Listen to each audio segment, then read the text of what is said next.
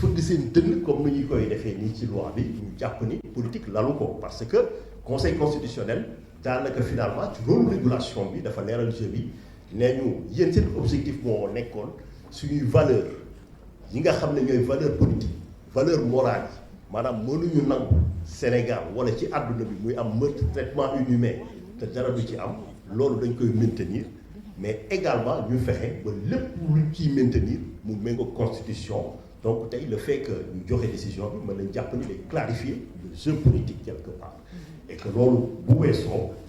mën naa jàpp ni peut-être dinañ ci dellu si waat ci question yi parce que orateurs yi bëri nañu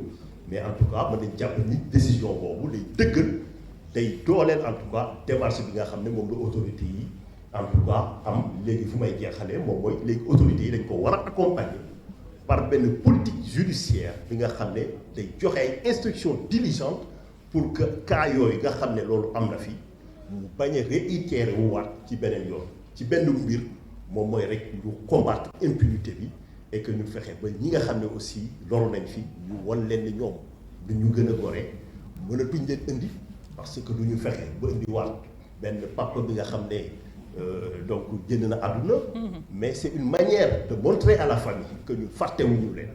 et que tey lu ñu waroon def nañu ko et que loolu tey en tout cas moom la Sénégal ak nation sénégalaise di xaar ci ñun et que jàpp naa ne luñ ci jekk jërëjëf. Merci beaucoup. Merci beaucoup maître léegi dama bëggoon bi may wax ak honorable am lu ma ko ñaan loolu ma koy ñaan nag dama ko bokk ak un acteur important boo xam ni membre de Pastef mais aussi de Diomaye président parce que dafa am maître Diomaye président yi pour ñu def suñu contribution bu ñuy jox gouvernement bi ak bu ñuy jox assemblée par rapport aux réformes may leen ko mu déglu parce que daf na du toog fii may leen ko xam nga ci reddition des comptes bi gis nañ ci ay blocage honorable loolu moo tax ñu ne leen assemblée y a beaucoup de réformes yoo xam ne di ngeen ko def te moo tax bu ngeen ne seen règlement intérieur da ngeen koy defaat ñu d'accord ci du ngeen yem rek ci 4 commissions parce que gis nga réforme de la justice yi daf ci am loo xam ne fii mu nekk dëgg-dëgg daf ñu bloqué parce que actuellement ki nekk OFNAC am na ñoo xam ne du leen convoqué parce que ki nga xam ne moo nekkoon ci réew mi maître wax na ko léegi dafa defar gannaawam door a dem am na ñoo xam ne da leen a nommé ay nitu boppam am na ñuñ ci génne mais am na ñu fi des ba léegi te loi rek moo leen fi mën a génne donc ñaari yëf dañ ci bokk combat ak Wally mooy soit ñu dissoudre OFNAC wala ngeen réviser def réforme ci loi bi nga xam ne moo institué OFNAC bëggoon naa ci dégg nag kàddoom bala ñuy jàll ci volet justice bi Wally ñu andi nee na bëgg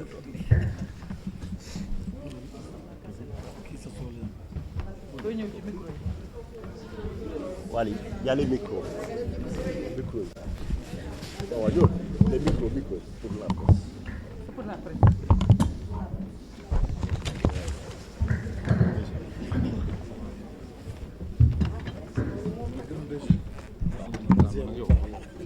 On a une discussion.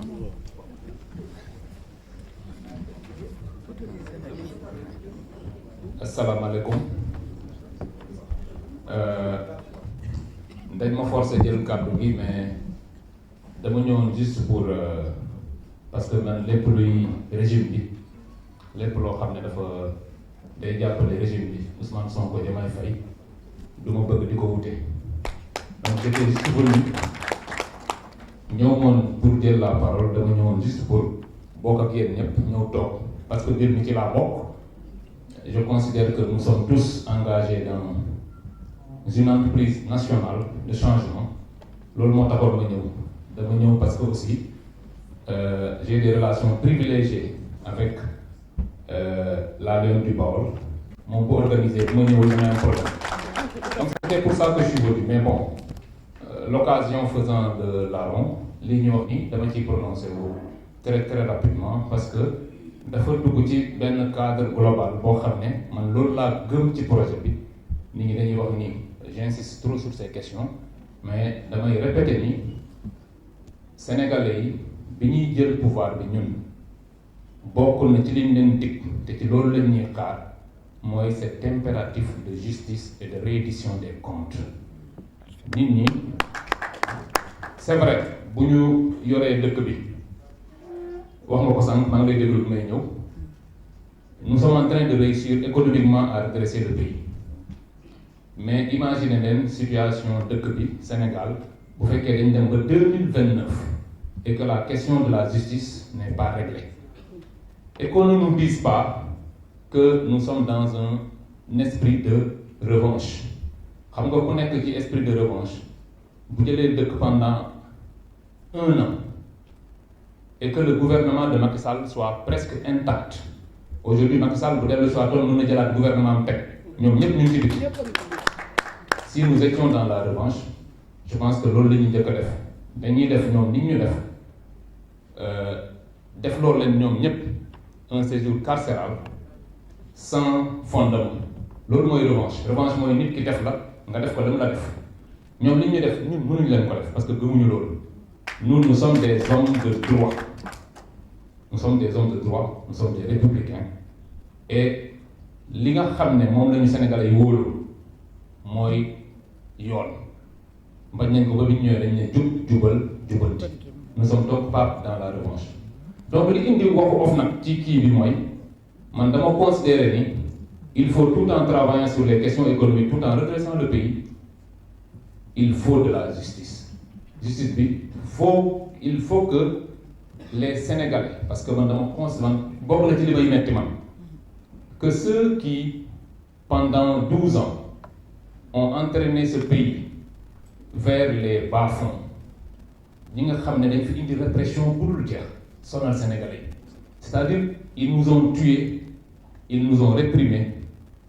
et ils nous ont volé nos deniers c'est-à-dire que nit ki def ko ba pare di plastronner c'est-à-dire di dem ci au niveau des médias mel ni ñu ñuy kokkali man nag loolu day bokk à chaque fois que j'en vois un da ngay gis nit koo xam ne mu leer ni kii bu lépp jaaroon yoon il aurait dû être à ma place à la chambre 48 de Rebeuss mais mu ngi fi di toog sur un plateau di wax bay ba ñuy jox des conseils en matière de respect des droits di joxe des leçons même de droit des gens qui devaient être derrière les barreaux bëri nañ fi pour man nag un pays ne peut marcher avec autant de criminels dans la rue loolu mënul nekk moo tax ñuy proposer entre autres parce que dañu ne reddition des comptes ñoom ñëpp baax na ñuy réfléchir naan non il faut qu'on règle les problèmes il faut qu'on rende justice reddition des comptes mais loo gis ci àddina y a ce qu'on appelle la stratégie man nag damay réfléchir beaucoup en matière de stratégie comme eux d'ailleurs en son temps bi leen Ousmane Sonko sonale autour de Macky Sall il y avait un certain nombre de conseils qui lui ont conseillé de mener des rafles systématiques contre les militants de PASTEF ce qu'il a fait dafa ñu rafler il aurait pu réussir son coup ñu têter l'intelligence de Ousmane Sonko et de tous ceux qui étaient autour de lui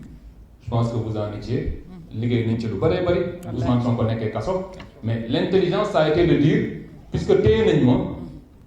xaaral ma choisir non pas une personne mais 5 personnes daal di pare benn nit c'est du génie politique loolu moo tax ñoom bi dañu doon réfléchir puis il faut qu'on réfléchisse aujourd'hui il y a un certain nombre de choses qu'ils ont pu faire da ngeen di gis fii un DAGE nit koo xam ne normalement écoutez moi je suis inspecteur des impôts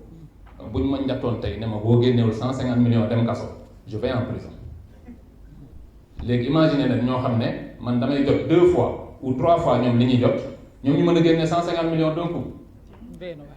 donc da ngeen di imaginer aujourd'hui ñoom am na lu ñu def loo xam ne nëbb nañ ko et Macky Sall j'ai entendu l'honorable le dire tout à l'heure balaa moo dem daf leen a protéger le 9 février. Alors il a travaillé sur deux choses dafa njëkk jële fi CREI dindi na ko parce que dafa ni fii dès que je partirai en laissant la CREI la première des choses qu'on fera contre ma famille politique c'est la CREI parce que moom xam na leen ñoom ñëpp xam nañ ni c'était un système global organisé de prévarication ñoom xam nañ ko te mu dindi CREI. Alors en enlevant la CREI mu jël l'essence de la CREI c'était l'enrichissement illicite mooy maanaam nga am alal boo xam ne yow munoo wax nit ñi foo ko jëlee nga jékki-jékki rek nekk milliardaire ñu ñëw ne la yow milliard bi foo ko jëlee te yoroon suñu gafaga réew. Alors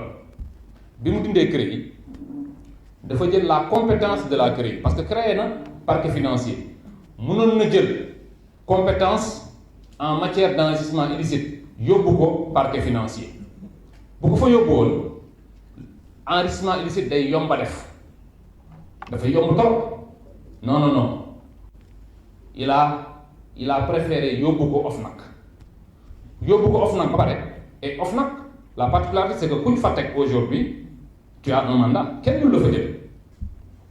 il a mis là-bas un personnage particulier ku ñëpp xam fii Serigne Bassirou. Vous pensez que Serigne Bassirou moom dina fi wax ki benn sénégalais ne ko dañ lay poursuivre en matière d'enrichissement illicite mais il n'en fera rien du tout on l'a mis là pour que genre procédure yooyu na ko geler pendant tout son mandat. Alors donc parquet financier sax bu initier woon quelque chose buy niru enrichissement illicite l'OFNAC a la possibilité de demander qu'on arrête cela. Donc l'OFNAC aujourd'hui est le siège de l'enrichissement illicite. Tout à fait. Et ki fa nekk aujourd'hui ñi nga xam ne parce que tey li enrichissement illicite li tax mu am solo mooy nit ki mën naa làkkatu def lu ko neex parce que tout n'est pas révélable à partir d'enquête ou d'audit ou de rapport bu ñu juum ci wax ni non rapport bi non man gëwuma rapport yooyu moi je suis fiscaliste en fiscalité noonu lañ ko réglé c'est-à-dire au lieu d'être là à dire que yow nii nga gagné say revenus mais dañuy comparer say revenus dañuy dem rek xool résultat yi yow ba ngay ñëw ci dëkk bi tu avais 100 millions tey tu as 1 milliard wax ñu yow puisque yow normalement boo liggéeyee rek 100 millions ngay am mais noo def ba am 1 milliard loolu mooy enrichissement illicite. C'est ça. Loolu mënu fee nekk dans la configuration actuelle des choses parce que Macky Sall nous a placé ba muy dem la ñu galgal dem teg fii Sëñ Bassirou. Donc on a deux possibilités. La première c'est de faire une loi, de réformer encore parce que moom le 9 février dafa réformer soit ñu jël la compétence en matière d'enrichissement illicite yóbbu ko parquet financier et immédiatement on démarre des poursuites loolu bu ñu koy def immédiatement mais le paysage politique sénégalais va changer parce que ñi fi nekk di wax ju bëri yëpp c'est des gens qui se sont enrichis de façon illicite. Tout à fait. boo indee loolu dañuy daw xëccoo ji frontière yi parce que ñoom c'est cela leur truc ñoom c'est pas des gens courageux c'est-à-dire que ñoom dañuy def ba ci ñoom sax am na ñoo xam ne avant même que le pouvoir ne finisse daw nañ ñeneen ñi fi toog ils espèrent encore que non ñii peut-être qu'ils ne trouveront pas le moyen de me créer des problèmes mais si jamais on remet en place c'est-à-dire que ñu jël enrichissement illicite yóbbu ko parquet financier dañuy xëccoo frontière mais loolu benn la en dehors de ça on peut tout bonnement mais réformer l'OFNAC dissoudre ko gars yi dañuy wax ne man dama bëgg dissoudre moi je vais directement aux choses pour man loolu mooy joxe ay résultats layam comme dit mon ami Dame Mbodj du indi résultat day yéex dëkk bi boo ko bëggee yokk si tu veux aller de l'avant il faut rendre d'abord de la justice on ne développe pas un pays sans justice mënuñu fee nekk gis ñoo xam ne ñii ils ont posé trop de problèmes à ce pays ñu ne non on va développer le pays en le laissant d'ailleurs ñoom duñu la ci seetaan parce que si vous voyez bien ce que j'appelle l'opposition dérivée c'est des gens qui sont rémunérés à partir de deniers publics li ñu sàcc dañ koy jël dem trouver 1 ou 2 chroniqueurs quelques journalistes mais jox leen ko. Et en politique tout est perception da ngay liggéey ba sonn ñu dem jox ko benn presse rek ñuy wax ni non affaire bi yéen doxul. J'en veux pour preuve le port autonome de Dakar. Port autonome de Dakar aujourd'hui mais c'est une catastrophe boo dégloo waa presse bi le port va très bien donc lan la c'est parce que ñoom ils ont les moyens de payer une certaine presse loolu mooy l'opposition dérivée c'est-à-dire que ñoom taxawuñu jàkkaarloog ñun non dañuy jël ay nit fay leen ñooñu jàkkaarloog ñun mais comme l'a dit le président Sonko mais ñooñu ñuy fay effaçons-les bu ñu leen effacé kan la ñuy jàkkaarloog mais la véritable opposition et opposition dégg naa la sànq nga koy wax ñun li neex ci ñun mooy nos principaux opposants mais ont commis des crimes et délits qui à tout moment peuvent les amener vers la prison. Y compris les nouveaux opposants. du ma leen tudd nag les nouveaux opposants les gens le pétard mouillé là mooy ki ma tuddee l'invertébré politique nga xam ni moom Ousmane Sonko lay visé alors que tey jii boo ko joxoon le Mbappé du Pastef wala nga jox ko Lamine Yamal c'est-à-dire le plus jeune d'entre nous bu demoon élection kooku da koy gagné. te pourtant yàgg na ci politique nag moom bi mu commencé politique kenn xamul kañ la mais ils ne peuvent pas réussir en politique parce que comme dit le président Ousmane Sonko la haine ne saurait être le moteur de la politique. yow li lay yëkkati rek mooy bon damaa bañ kii donc lu mu wax rek ku ŋàññi Ousmane Sonko rek tu es d'accord avec lui. kooku c'est pas de l'opposition l'opposition c'est sans sentiment c'est-à-dire que bañuma la man dëkk bee ma ñor c'est un peu ça qu'on fait donc pour en revenir à ça je disais que nous avons une opposition qui est très très intéressante parce que c'est des gens qui sont faciles li ñu Macky Sall doon def mooy maanaam jàpp ñu tëj ñu sans raison ñun on a 1000 raisons pour tous les prendre donc yooyu la woon madame la présidente je voulais aussi terminer par me féliciter